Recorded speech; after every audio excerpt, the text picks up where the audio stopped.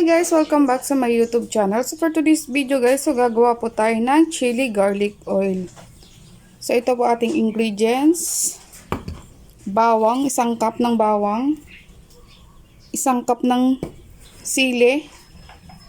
2 tablespoon ng suka.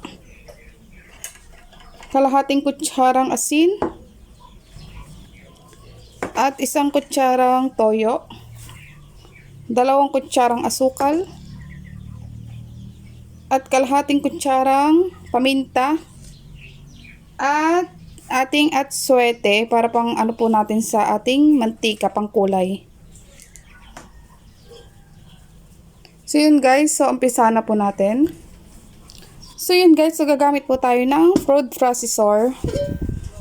So ilalagay po natin ang ating isang cup ng sili. At isang cup ng ating bawang.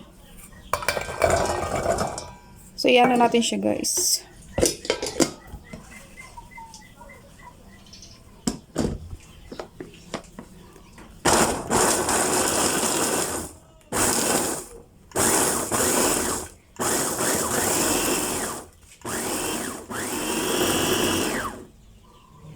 So guys. O diba? Ang ganda. Siya guys. O, ang ganda ng pagkakaano niya. So ilalagay na natin ating 3rd cup ng mantika.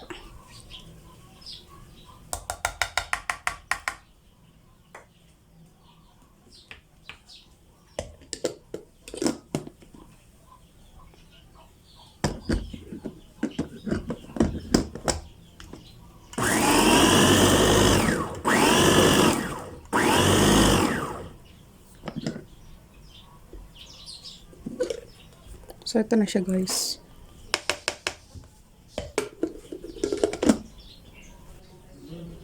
So, yun guys. So, pagkatapos, magpapainit tayo ng mantika.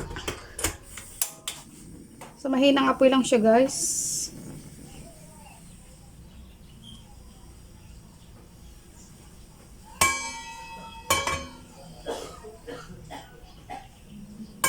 Mahinang apoy. At ilagay po natin ating mantika. Isang cup ng ating mantika. So, papakuluan natin siya guys. At ilalagay natin ang ating atsuete. So, 10 grams siya guys. Halo-haloin lang po natin siya. So, optional lang po to guys kung gusto nyong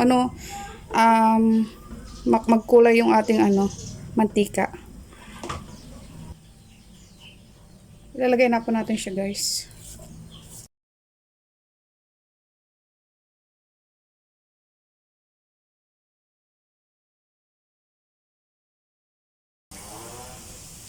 So, halo-haloin lang natin siya guys para hindi siya masunog.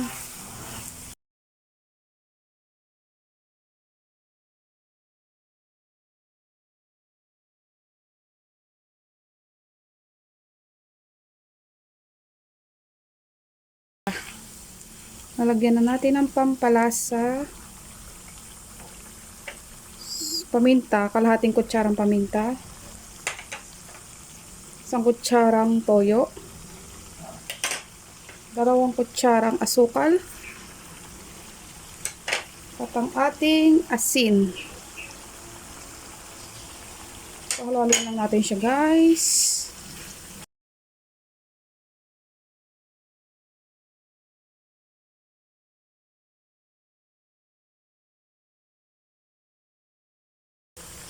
So yun guys, so ilalagay na po natin ang 2 kutsarang suka. So wag mo muna natin siya haluin guys, pagkatapos natin po siya ilagay. After 3 minutes po, tsaka po natin siya haluin. So yun guys, after 3 minutes, haluin na po natin siya.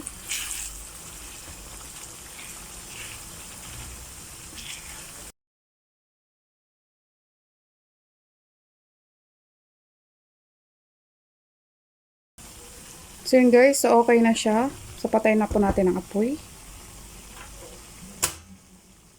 So papalamigin lang muna natin siya guys. So ilalagay na rin po natin siya sa lagayan. palamig na natin siya guys. So ilalagay natin siya sa ating lagayan.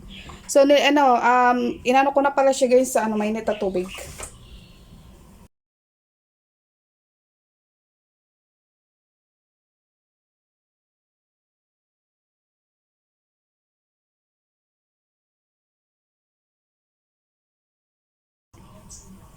So yun guys, ito ating nagawa. Dalawa guys na bote.